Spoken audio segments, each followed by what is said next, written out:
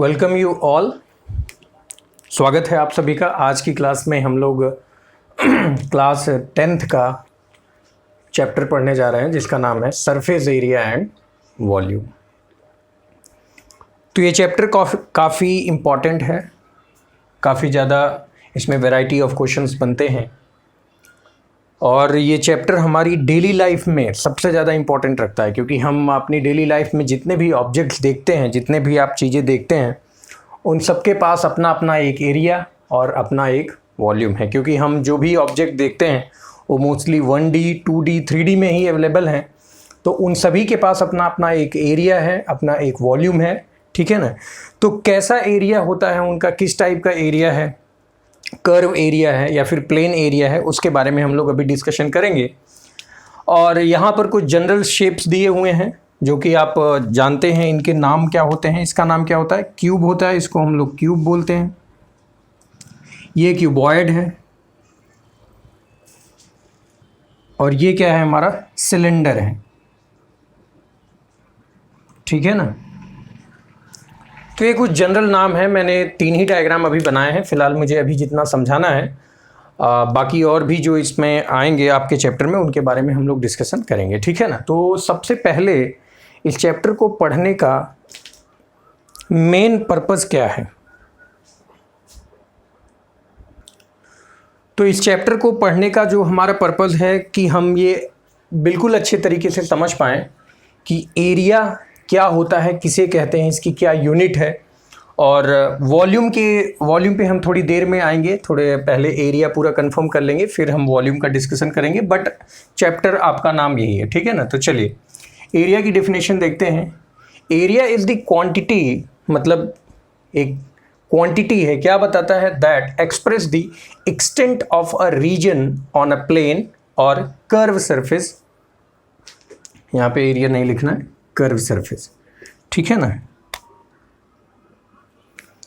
तो area is the quantity, मतलब area एक क्वांटिटी है that express the extent of a region. Region मतलब क्या होता है? क्षेत्र। मान लीजिए मैं ये कुछ पॉइंट्स हैं, इनको मिला रहा हूं, इन पॉइंट्स को मैं मिला रहा हूं, A, B, C, D, E, और इनको मैं मैच कर रहा हूं स्ट्रेट लाइन से। ठीक है ना। अभी फ़िलहाल मैं इनको स्ट्रेट लाइन या फिर कर्व, इन्हीं 2 लाइन से आप मैच कर सकते हो। तो इन सभी ये जो बना, ये क्या बना? एक बाउंड्री होगी, आप इसको कह सकते हैं, ये बाउंड्री हो गई। अब इस बाउंड्री के अंदर आप देखिए, आपको कुछ दिखाई पड़ रहा है जो किसको बता रहा है? एक रीजन को बता रहा है, यानी एक क्षेत्र को बता रहा है। ये टोटल जो मैं हैचिंग कर रहा हूं, यही आपके एक रीजन को शो कर रहा है जो कि बाउंडेड है straight line AB, BC, CD और DE और EA से। ठीक है ना। तो ये ABCD के अंदर का जितना भी ये रीजन है, इसी को हम क्या बोलेंगे? एरिया। यानी अगर हमको एरिया डिफाइन करना होता है तो एरिया मेनली डिफाइन होता है 2 क्वांटिटी से, लेंथ और विड्थ से। यानी लेंथ है, अगर हमारे पास लेंथ है और विड्थ है, इन दोनों को आपस में मल्टीप्लाई करने पर हमको क्या प्राप्त होता है? एरिया। ठीक है ना।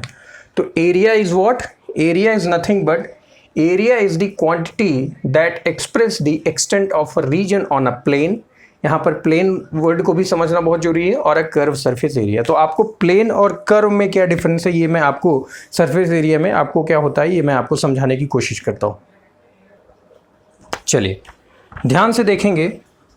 अगर आप इस पीस ऑफ पेपर को देखिए, इस पेपर को आप केयरफुली देखिए, तो आपको क्या दिखाई पड़ रहा है? ये कंप्लीटली एक प्लेन दिखाई पड़ रहा है जिसकी कुछ लेंथ है और कुछ क्या है? विड्थ है। ध्यान से समझिए, इसकी अपनी एक लेंथ है, ये आप इसको लेंथ मानिए और इसको क्या मान लेंगे यार? विड्थ मान लेंगे। तो ये एक प्लेन है, यानी अगर मैं बोर्ड में इसको ऐसे कंप्लीटली रखूं तो आपको क्या समझ में आएगा? ये प्लेन है। लेकिन इसी प्लेन को मैं फोल्ड कर दूं कुछ ऐसे, या फिर सिलेंड्रिकल शेप में अगर फोल्ड कर दूं, ऐसे फोल्ड कर दिया, तो जो आपको अब प्लेन दिखाई पड़ रहा था वो अब प्लेन नहीं दिखाई पड़ेगा, बल्कि वो कैसा दिखाई पड़ रहा है?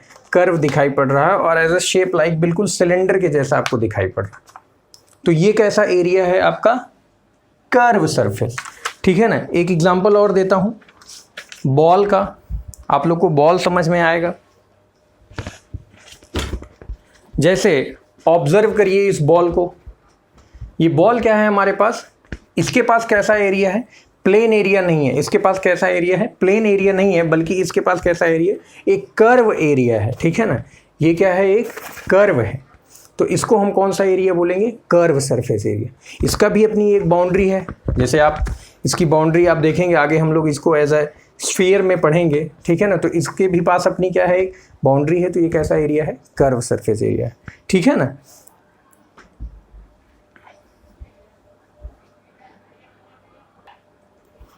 तो आप क्लास 10th के स्टूडेंट हैं तो थोड़ा अब और आगे बढ़ते हैं इससे डिटेल में, ठीक है ना। तो लेंथ इंटू विड्थ तो हम समझ गए, लेकिन अब आपको एक चीज़ और समझना है कि जब हमने लिखा था area equals to length into width, इसका क्या मतलब हुआ?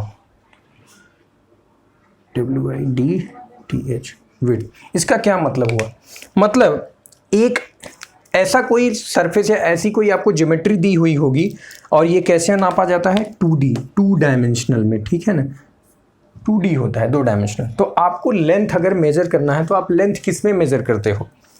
किलोमीटर में, या फिर मीटर में, या फिर सेंटीमीटर में, या फिर mm में? आप इन्हीं 4 में मेजर करते हो। मेनली किलोमीटर, मीटर, सेंटीमीटर और mm, इन्हीं चारों का आप ज़्यादा देखते हो। बट अगर बड़ा फील्ड है, कोई बड़ा जगह है, क्षेत्र है, तो उसको हम किस में मेजर करते हैं? फिर हेक्टेयर में, एकड़ में, वो सारी चीज़, बीघा आ जाता है, ठीक है ना, बिस्वा आ जाता है। तो इन सारे नाम से भी आपने सुना होगा कि हम एरिया को बताते हैं। लेकिन मैथमेटिक्स में ज़्यादातर millimetre, centimetre, decimetre, metre, decametre, hectometre, kilometre, यही नाम हमको सुनाई देते हैं, जिनमें हम मोस्टली mm, सेंटीमीटर, डेसीमीटर तो बहुत कम सुनाई पड़ता है, मीटर और किलोमीटर, हेक्टो और डेका तो हम बहुत कम सुनते हैं, ठीक है ना। तो हमको एरिया का क्वेश्चन सॉल्व करने से पहले या एरिया चैप्टर पढ़ने या वॉल्यूम चैप्टर पढ़ने से पहले हमको ये चीज़ भी कंफर्म होना चाहिए कि millimetre, centimetre, decimetre, metre, deca, hecto, kilo, इन सब में क्या कन्वर्जन है, क्या रिलेशन है और कैसे हम इसको डिराइव कर सकते हैं। तो मैं ऐसा मान के चल रहा हूँ कि ये सारी चीज़ें आपको क्लियर हैं। बट अगर आपको नहीं आ रही हैं तो आप कमेंट सेक्शन में मेंशन कर दीजिएगा। मैं इसके ऊपर एक पर्टिकुलर वीडियो बना दूंगा जिसमें आपको ये कन्वर्जन पता चल जाएगा कि हम कैसे कन्वर्जन करते हैं, ठीक है ना। चलिए, तो अब मैं आगे बढ़ रहा हूँ। लेट अस सपोज हमने मान लिया कि मैं मीटर में मेज़र कर रहा हूँ, तो area is equal to length भी मीटर में हो गया और विड्थ भी मीटर में हो गया। तो मीटर इंटू मीटर क्या हो गया? Metre square. तो ये क्या हो गई? इसकी एरिया की यूनिट हो गई। यानी अगर आप जब भी एरिया की यूनिट लिखेंगे तो उसके पीछे हमेशा आप मीटर अवश्य लगाएंगे। अगर आप यही लेंथ मेज़र करते हैं तो लेंथ के पीछे आप क्या लिखते हैं? मीटर, सेंटीमीटर या फिर mm या फिर किलोमीटर। जैसे आप जब डिस्टेंस मेज़र करते हैं कि मैं 5 किलोमीटर गया, मेरे घर की चौड़ाई 4 मीटर है, या मेरे स्केल टोटल लेंथ उसकी 15 सेंटीमीटर, इस तरीके से आप बोलते हैं, तो वहाँ पे लेंथ आप किस में मेज़र करते हैं? केवल एक यूनिट लिखते हैं। तो एरिया, किलोमीटर, ये सारी चीज़ें आपको क्लियर है, ठीक है ना। कर्व सरफेस एरिया आपको क्लियर ही हो गया। प्लेन एरिया आपको क्लियर है। प्लेन एरिया मतलब 2 डायमेंशनल है। कर्व सरफेस एरिया में 3 डायमेंशनल आ जाता है। रहता तो प्लेन ही है, लेकिन उसके सभी पॉइंट्स क्या होते हैं? एट रैंडम, एक ही प्लेन में नहीं लाई करता, ठीक है ना। जैसे ये है, अब सपोज करिए ये मैं इस तरीके से आपको दिखाऊं तो इसके सभी पॉइंट्स आप देखिए, ये एक है प्लेन ही, लेकिन ये कैसा प्लेन है? कर्व प्लेन है, ठीक है ना। तो ये कैसा हो गया? कर्व सरफेस एरिया, ठीक है ना। चलिए, तो अब हम सभी लोग, यहाँ पर मैंने क्यूब डायरेक्टली बनाया है, क्यूबॉइड बनाया है, सिलेंडर बनाया है। तो आपको स्क्वायर का एरिया, रेक्टेंगल का एरिया, ट्रायंगल का एरिया, सर्कल का एरिया, ये सारे एरिया के फॉर्मूले आपको पता होने चाहिए, तो ही आप कर पाएंगे, ठीक है ना। तो अभी वो सारी चीज़ें आपको क्लियर हो जाएंगी कि सर्कल का एरिया क्या है, वो सब सिंपल है, वो सारी चीज़ें मैं इसी में आपको समझा दूंगा। बट फिलहाल अभी क्यूब को हम समझते हैं। तो हम सभी लोगों ने ये रूबिक्स क्यूब सॉल्व किया ही होगा, मैं भी सॉल्व करने की कोशिश करता हूँ, और इसके कुछ फॉर्मूलेज हैं, ट्रिक्स हैं। मतलब ट्रिक कहने का मतलब ये है कि कैसे इसका रोटेशन है, किस तरीके से, इन सबको समझना बहुत ज़रूरी है, फिर आप इसमें मास्टर हो सकते हैं। और मैं तो ये सजेस्ट करूँगा कि अगर आप सॉल्व करते हैं तो किया करिए फॉर द टाइम पास। अगर आप पढ़ाई लिखाई के अलावा और भी चीज़ें करने से थोड़ा सा दिमाग को मजबूती मिलती है, ठीक है ना, तो किया करिए। रूबिक्स क्यूब कुछ अच्छे गेम्स होते हैं, उनको प्ले किया करिए, ठीक है ना, तो टाइम पास के लिए ठीक है। चलिए अपने इस रूबिक्स क्यूब को इससे कंपेयर करते हैं। तो आपको क्या दिखाई पड़ रहा है, अगर मैं इस क्यूब को देखूं तो ABCDEFGH मैंने नाम रखा है, तो हमको यहाँ पर ABCD, ये बॉटम वाला एक प्लेन हुआ, ये वाला प्लेन, ये क्या है, एक पूरा एक प्लेन है। मैं बिल्कुल ऐसे ही रख रहा हूँ और आप समझिए कि अगर हमारा ये ABCD है तो ये एक प्लेन हुआ AFHD। तो आपको नहीं लग रहा है कि ये वाले प्लेन की बात चल रही है, AFHD। इसके बाद BEGC, तो BEGC यानी इस प्लेन की बात चल रही है। फिर FEGH, तो FEGH फिर इस प्लेन की बात चल रही है। और फ्रंट वाला जो प्लेन है FEBA यानी ABEF, तो ये फ्रंट वाला प्लेन है। तो इस हिसाब से देखा जाए तो टोटल कितने प्लेन हो गए, 1 2, अपवर्ड और डाउनवर्ड, अप डाउन, 2 साइड में, लेफ्ट साइड और राइट साइड, 2 2 4, फ्रंट और बैक। तो टोटल कितने हो गए, 6 सरफेस हो गए। तो रूबिक्स क्यूब में भी 6 सरफेस होते हैं और इन 6 को ही हमको क्या करना होता है, बैलेंस करना होता है। तो अभी हम लोग पहले इसका सरफेस एरिया समझेंगे, फिर हम इसके वॉल्यूम की डिस्कशन करेंगे, ठीक है ना। तो हम लोग पढ़ने कैसे वाले हैं, पढ़ने किस तरीके से हैं, पहले हम सभी ज्योमेट्रीज का जिन जिन का पता होगा उन सब का हम लोग सरफेस एरिया कर डालेंगे कंप्लीटली, और एरिया ख़त्म करने के बाद फिर हम सभी लोग उसका क्या पढ़ डालेंगे, वॉल्यूम कर डालेंगे। तो मेरे हिसाब से ये सही रहेगा। और अगर आपको लगता है कि नहीं हम साथ ही साथ सरफेस एरिया पढ़ें और इसी का वॉल्यूम भी क्लियर कर लें, तो ये भी एक तरीका है। चलिए यही कर लेते हैं, पहले सरफेस एरिया कर लेंगे, फिर साथ में ही क्या कर लेंगे, वॉल्यूम भी एक ही साथ क्लियर करते चलेंगे। तो इस प्रकार से क्या है, हमारी ज्योमेट्री क्लियर हो जाएगी, ठीक है। चलिए तो हम लोग स्टार्ट करने वाले हैं क्यूब।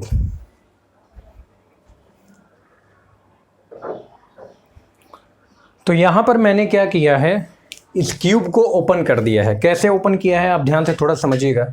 जो ये दोनों सरफेस हैं FHDA और ये वाला जो सरफेस है, इनको साइड से ऐसे ओपन कर दिया, तो खोल दिया, तो ये हो गया। और जो बैक साइड वाला प्लेन है यानी ये वाला, इसको हमने पीछे रखा है। तो 1 2 3, ये जो 3 प्लेन हुए कौन से, एक टॉप का, फिर एक फ्रंट का, और एक कौन सा हो गया, बॉटम वाला ना। सोच के देखिए, टॉप उठाया एक प्लेन, फिर फ्रंट उठाया दूसरा प्लेन, और बॉटम उठाया तीसरा प्लेन। तो ये कौन सा हो गया, बॉटम, फिर ये हो गया फ्रंट, और ये हो गया टॉप। इसको फोल्ड करने की कोशिश करिए तो फिर ऐसे हो जाएगी दोनों साइड के, और ये कौन से हो गए, पीछे। ये बताइए, अगर ये क्यूब है और इसका साइड एक A है, यानी लंबाई भी A है, चौड़ाई भी A है, और ऊंचाई भी A है, क्योंकि यही तो हमारा फिर ऊंचाई बनने वाला है, यानी A ऐसा, यानी ये A है तो ये भी A, सभी एक प्रकार से देखा जाए तो लेंथ क्या है, A ही है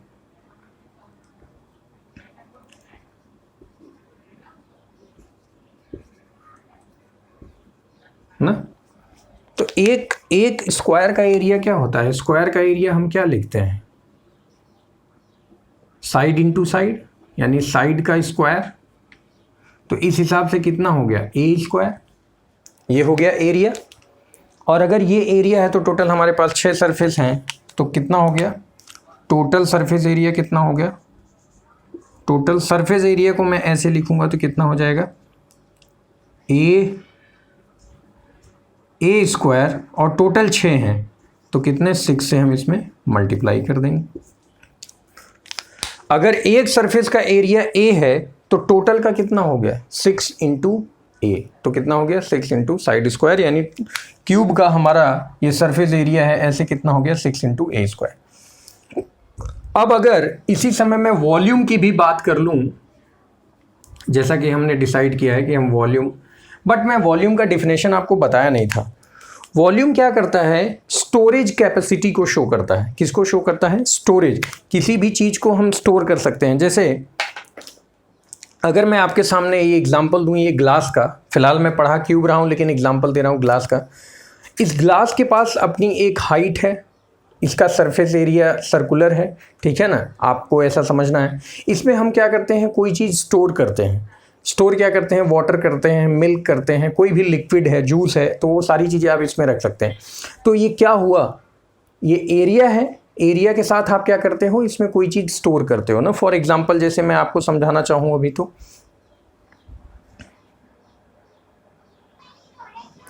अभी अगर आप देखें तो ये अभी पूरी तरह से खाली है, और अगर मैं इसमें वाटर पॉर करूं तो आप देखिए ये किस शेप का हो गया है। यहाँ पे कौन सा शेप इसने ले लिया है, यहाँ पे आपको कौन सा शेप दिखाई पड़ेगा, सर्कुलर। आप देखेंगे तो ये कौन सी शेप का हो गया, सर्कुलर। अब जरा हो क्या रहा है, आप सोचिए। एरिया हमने पढ़ लिया है कि एरिया क्या होता है। अब इस एरिया में अगर मैं हाइट का मल्टीप्लाई कर दूं, हाइट का मल्टीप्लाई कर दूं, मतलब अगर मैं पानी की मात्रा और बढ़ाता चला जाऊं, वाटर और ऐड करता चला जाऊं, तो आप देखिए हाइट ही तो बढ़ रहा है, वाटर लेवल बढ़ रहा है। और वाटर लेवल अगर बढ़ रहा है तो ये धीरे धीरे किस में कन्वर्ट हो गया, वॉल्यूम में कन्वर्ट हो गया। तो मुझे उम्मीद है कि आपको समझ में आ गया है कि वॉल्यूम अगर हमें पढ़ना है तो वॉल्यूम पढ़ने के लिए हमको एरिया पता होना चाहिए सरफेस का, और किससे मल्टीप्लाई कर देना है, हाइट से। तो हमें इसका मतलब अगर वॉल्यूम पढ़ना है तो 3 डायमेंशन की रिक्वायरमेंट होगी, लेंथ, विड्थ और हाइट की। क्लियर है यहाँ तक बात? तो आइए एक छोटा सा न्यूमेरिकल कर लेते हैं। न्यूमेरिकल कर लेने पर हमको समझ में आ जाएगा। तो अगर हम इसका वॉल्यूम पढ़ना चाहते हैं, वॉल्यूम पढ़ना चाह रहे हैं क्यूब का, तो क्या लिखेंगे, लेंथ यानी a है, विड्थ यानी a है, और हाइट भी कितना है, a ही है। तो वॉल्यूम कितना आ गया, a क्यूब। ध्यान रहे ये हो गया आपका वॉल्यूम और ये हो गया टोटल सरफेस एरिया। यूनिट आपको पता ही है सरफेस एरिया का, मीटर स्क्वायर हो, किलोमीटर स्क्वायर हो, सेंटीमीटर स्क्वायर हो, मिलीमीटर स्क्वायर हो, जैसा भी दिया। लेकिन वॉल्यूम का क्या लिखेंगे, लेंथ की यूनिट मीटर, विड्थ की यूनिट मीटर, हाइट की यूनिट मीटर, तो कितना हो गया, मीटर क्यूब। तो इस बात का हमको ध्यान रखना है। एक न्यूमेरिकल समझ लेते हैं, सिंपल ही है। लेट अस सपोज अगर एक क्यूब है और उसका लेंथ है 4 सेंटीमीटर, यहाँ भी तब 4 सेंटीमीटर है और यहाँ भी 4 सेंटीमीटर है, तो हमें इसका टोटल सरफेस एरिया कैसे मिलेगा। तो टोटल सरफेस एरिया क्या हो जाएगा, ये वाला, हमें मतलब इन छहों का, ये छह हमको चाहिए। तो इस प्रकार से हमने टोटल सरफेस एरिया का फॉर्मूला पढ़ ही लिया है। एक का एरिया निकाल लो और उसको फिर किससे, 6 से मल्टीप्लाई कर लो। तो एक का एरिया निकालेंगे तो 4 4 जा कितना आ जाएगा, 4 4 जा 16, 4 4 जा 16 ना, लंबाई इंटू चौड़ाई, लेंथ इंटू, 4 4 जा 16, 16 को आपको किससे मल्टीप्लाई कर देना है, 6 से, क्योंकि 6 इंटू साइड स्क्वायर होता है ना। तो 16 छक्का 96, 96। यूनिट का ध्यान रखेंगे, सेंटीमीटर दिया है तो सेंटीमीटर स्क्वायर में। अभी ये बहुत ही सिंपल क्वेश्चन है, इसके आगे हम लोग और भी क्वेश्चन करेंगे। और अगर मैं वॉल्यूम की बात करूं, वॉल्यूम अगर आपको करना है इसका, तो 6 इंटू 6 इंटू 6। तो लिखने का तरीका आपका कैसा होना चाहिए, आप ऐसे 6 इंटू 6 इंटू 6 कैलकुलेशन के लिए लिख सकते हैं। तो आपको लिखना कैसा चाहिए, 6 इंटू 6 यानी 6 centimetre into 6 centimetre into 6 centimetre. तो 6 6 जा 36, 6 जा 216 सेंटीमीटर क्यूब। तो ये क्या हो गया हमारा वॉल्यूम ऑफ द क्यूब। तो आई होप आप लोग को यहाँ तक का टॉपिक पूरा समझ में आया होगा। अब हम सभी लोग क्यूब का कर लिए हैं। अब नेक्स्ट वीडियो में हम लोग क्या करने वाले हैं, क्यूबॉइड करने वाले हैं। और अगर आपको इसमें कोई भी डाउट होता है तो आप हमको बताइएगा। बिल्कुल क्यूब के ही जैसा क्या है हमारा क्यूबॉइड भी है, बस उसमें क्या बदल जाएगा थोड़ी बहुत। जब हम लोग इसके ऊपर न्यूमेरिकल करेंगे तब आप देखिएगा कि इनको कैसे अप्लाई किया जाता है, ठीक है ना। अच्छे अच्छे क्वेश्चंस जो होते हैं उनको हम लोग इसमें करेंगे, ठीक है ना। चलिए। नेक्स्ट वीडियो में हम लोग क्यूबॉइड डिस्कशन करेंगे। तब तक के लिए tata bye bye. Thank you so much.